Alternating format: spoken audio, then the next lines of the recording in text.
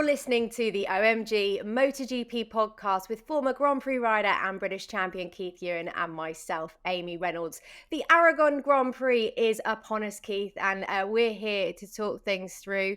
We've also got a few bits of news to cover before we really kind of dig into what to be expected on track this weekend. I think where we're going to start off is something that actually I was really personally excited to see. Brno is going to be back on the calendar from 2025. If there is one bit of a fantastic track to see back on the calendar that makes me super excited, especially when it comes to MotoGP, it's Brno. It is indeed. Hello, Amy. Hello, everyone.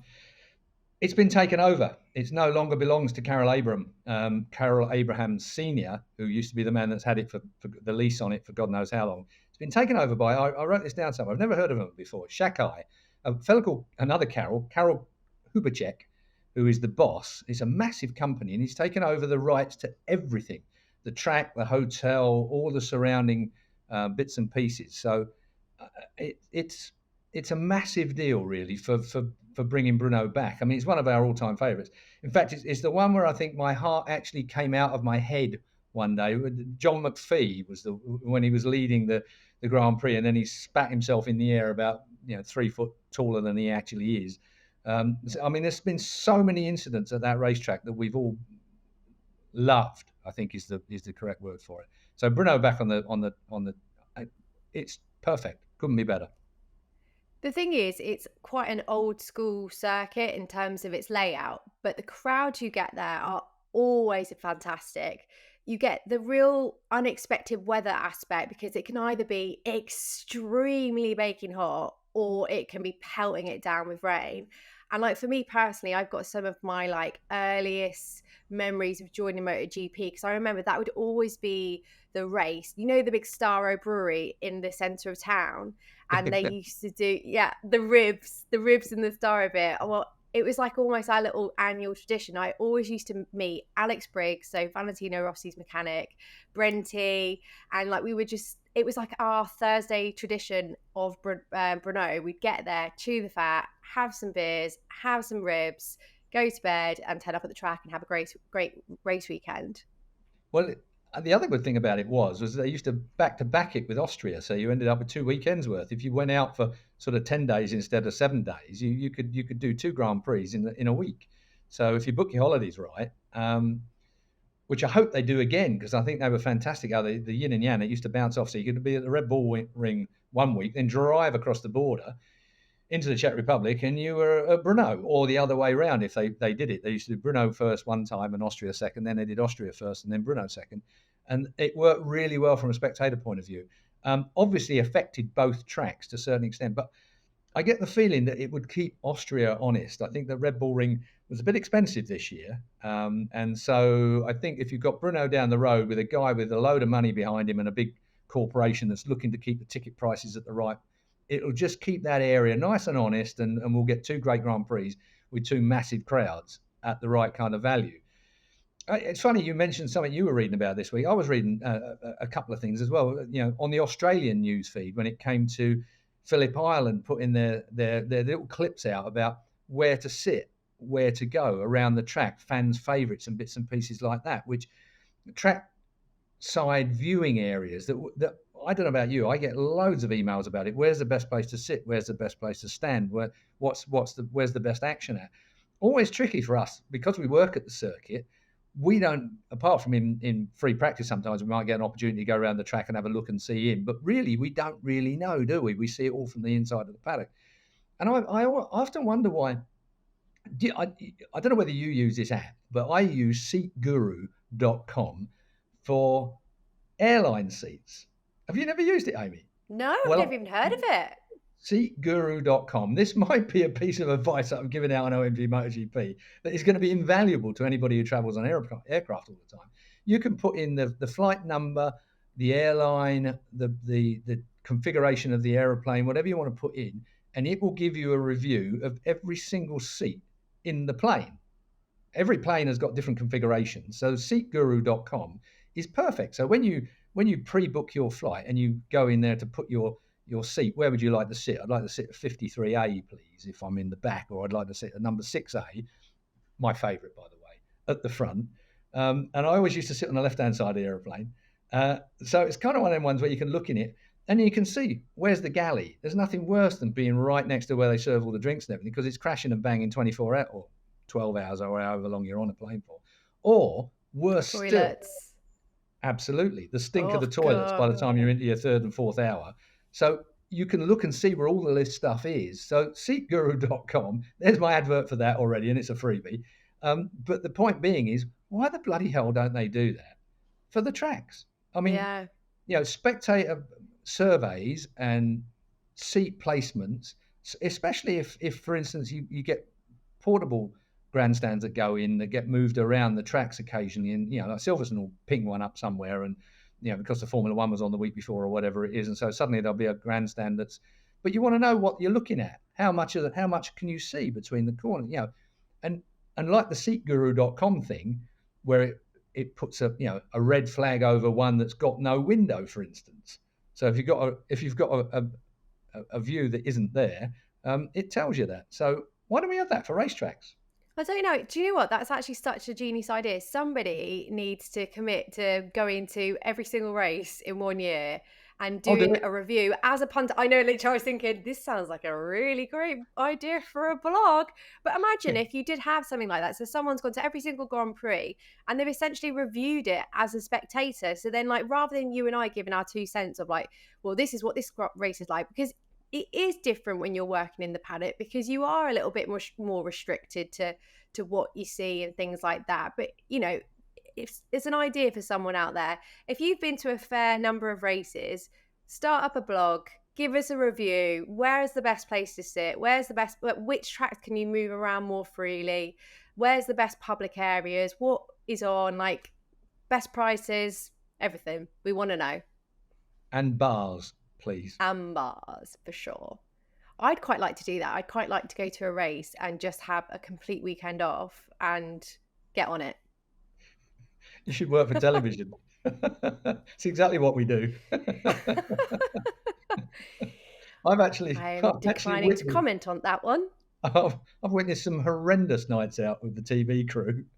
But anyway, God. That's another OMG product that will be coming out later. Save that one for the winter season when it's a little bit dusty on the old news stories. But moving on, Fermin Aldeguer has been confirmed at Gresini. He will obviously be riding alongside Alex Marquez. We knew he had to be slotted somewhere. No big surprises, it's Gresini. Well, no, Ducati have got reduced numbers next year. So Aldeguer is in. It's whether he's in over his head. That's the question, really. Gresini, had the slot when Marc Marquez went to the factory. And not coincidentally, the Ducati have signed Gresini for another 2 years with Ducati. So Gresini are committed to Ducati as well for the next couple of years. That's a done deal too. I mean, Gresini... Nadia Padavini, she runs a fantastic team. It's a lovely, lovely, lovely team. Fausto Gresini, I think we should all just remember Fausto for a minute. He was obviously the principal, 60 years old, died of COVID complications. So anybody that thinks COVID was a nothing thing in the past, one of the greatest men at 60 years old in Grand Prix racing, died from COVID complications. And Nadia, since then, his wife, has run a fantastic team. She's quite a tough lady. There's no doubt about it. In fact, I think she's tougher than Fausto was. but she runs a fantastic team. And will Aldeguer be able to step up will be the question. He's undoubted amounts of talent, but that is a hotbed there that he's now stepped into. Or will step in. Yeah. And you've got a year where the likes of Jack Miller still hasn't got a seat confirmed. Miguel Oliveira still hasn't got a seat confirmed. You can perhaps understand Augusto Fernandez not having that opportunity kind of signed, sealed and delivered, because he seems to have had his feathers ruffled a little bit with Pedro Acosta coming in. But it does seem quite a weird scenario where they're taking such a punt on Fermin Aldeguer and getting rid of, or not seating, the likes of Jack Miller, Miguel Oliveira, who are proven MotoGP race winners. And okay, yeah, they've not had the best respective seasons, but it's hard to believe that they're done. I don't think it's about them being done. I think what you find in these guys that running teams they've been doing it for donkey's years, half of them, most of them. They have got the data. They've seen firsthand what that kid is capable of. And they've decided that he has headroom, that he has that stretching space that you need to be even better than he already is. And I think that's that first-hand knowledge of seeing a youngster come through and what he might be capable of doing, what it looks like he's capable of doing. Whereas Jack has been there a little while now, and he's, is he all stretched out? Hopefully not, because, a MotoGP without a Jack Miller in it would seem really, really, from a social point of view and from a professional point of view, it would be a poorer place.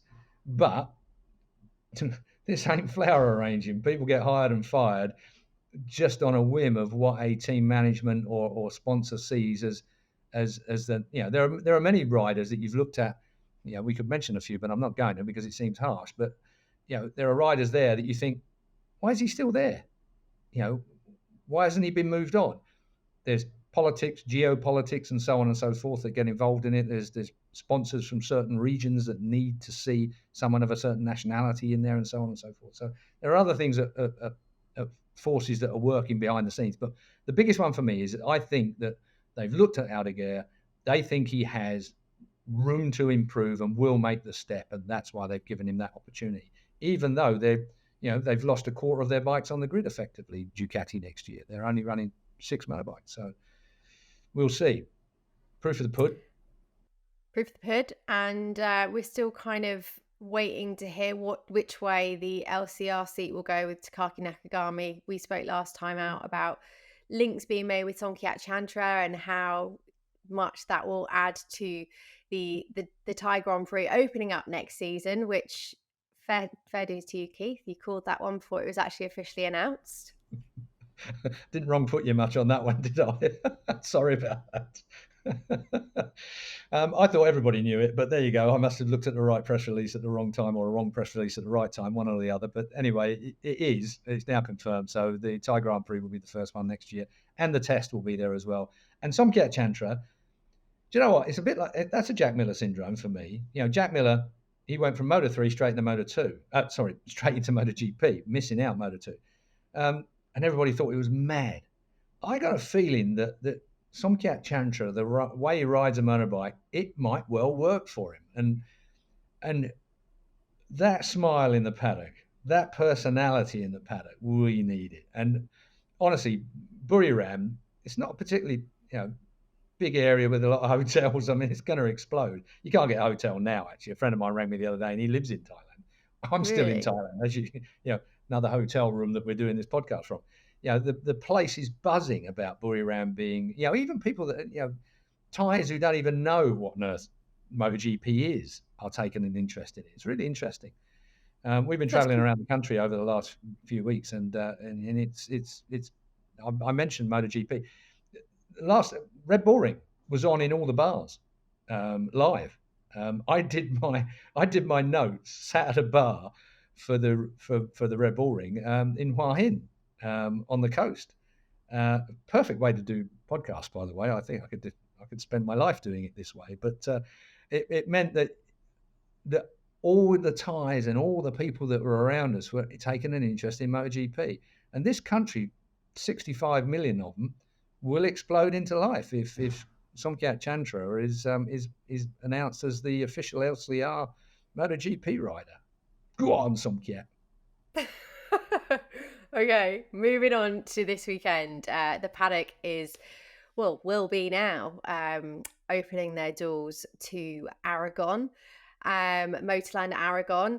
At the moment, Pecco Bagnaia is currently leading the championship standings after his Austrian delight by 5 points. Do we think there is a window of opportunity for him to potentially start gaining a bit of traction, Keith? And dare I say it, could he start to run away with it? With the form he's in that real Pecco, Moto2, I'm just going to bang wins out for days now. I think you've pretty much answered it, haven't you? And I concur. No, I concur because so many reasons for it. This is the first place that he had a first MotoGP win at.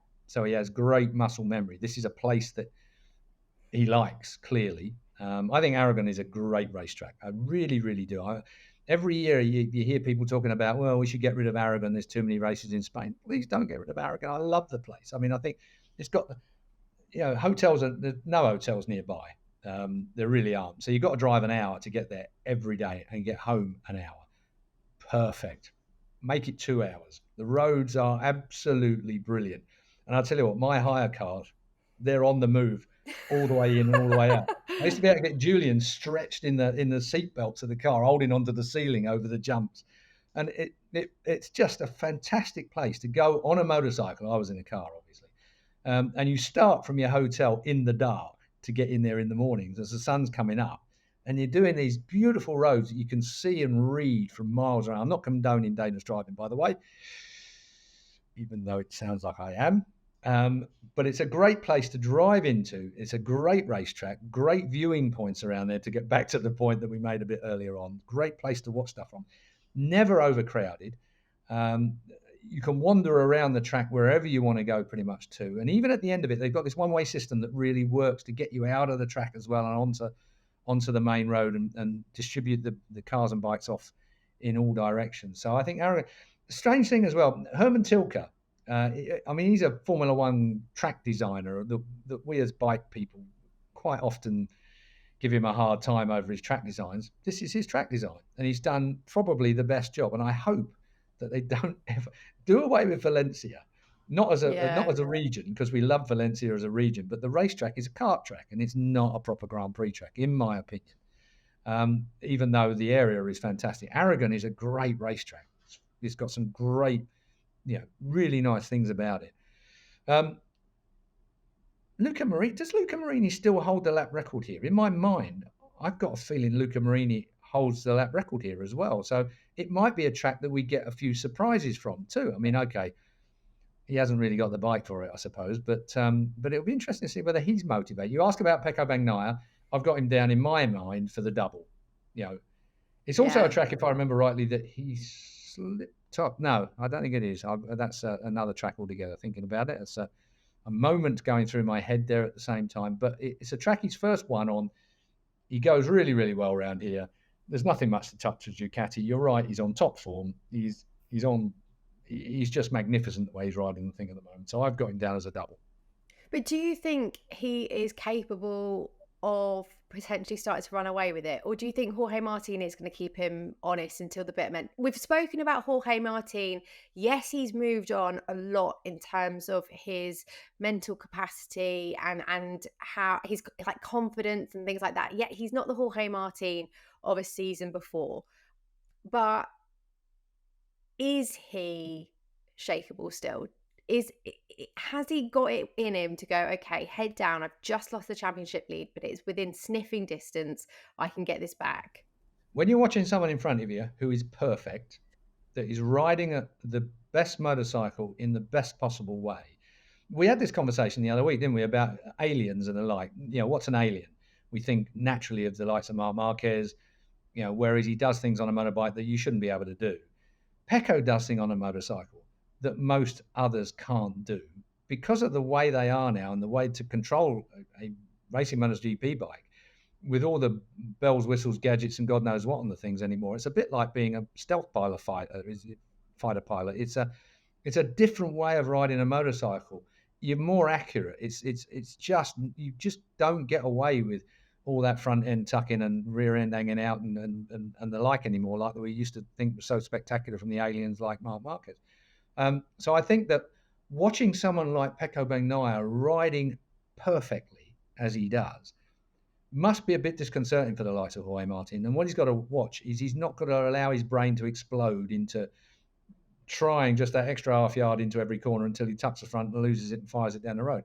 What he's got to rely on is Pecco making the mistakes like he does in the sprint races so often. He chucks away. I mean, Pecco will be quite a bit further in front if he hadn't slung away so many sprints. So I think it's really down to Pecco to carry on the way he's going at the moment, and for Jorge, as you just said, to keep him honest. And the new Jorge, the 2024 Jorge, I think is capable of doing that. Where we've got an interesting weekend this weekend It's the Marc Marquez factor again, is it? Why do I keep seeing comments about giving us stick about mentioning Marc Marquez?